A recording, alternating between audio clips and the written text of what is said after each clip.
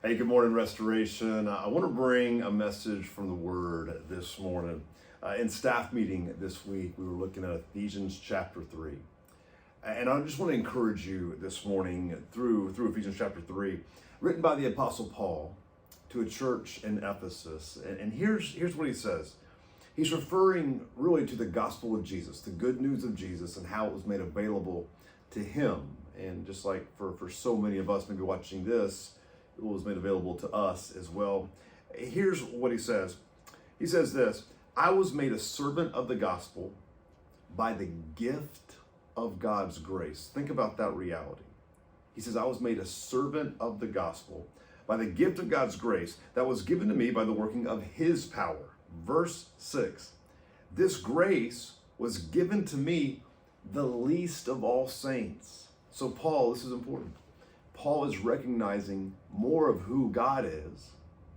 And now he recognizes more of who God is. It actually puts who he is in perspective.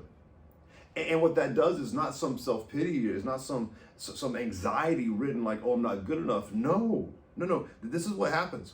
It says, and I was kneel before the Father. He says, because of this, in verse 15, I kneel before the Father. He bows his head in awe, in thankfulness, in reverence of the grace of God that was bestowed on the Apostle Paul, because he understood who God was.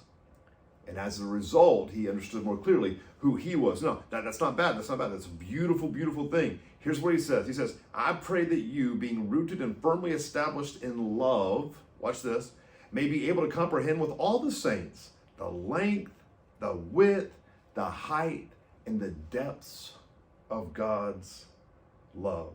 He says, and to know Christ's love which surpasses knowledge. He's talking about the beauty of falling in love with God, and how when you and I clearly understand the magnitude of God's love, it actually breeds in us a humble confidence of who we are. So today, listen, here's my encouragement to you.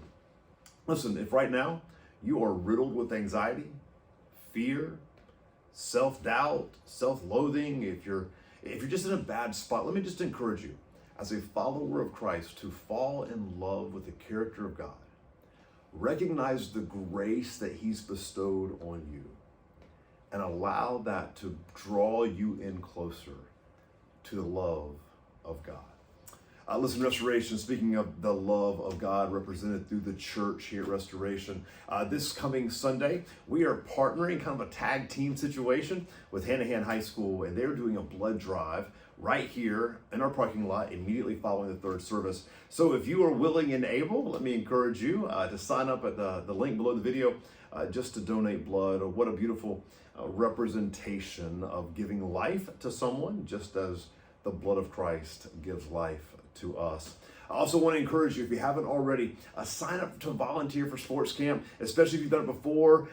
Man, we're reliant on your availability and your willingness to serve as the hands and feet of Christ that week. All the information below the video, as well as a link to sign up to register.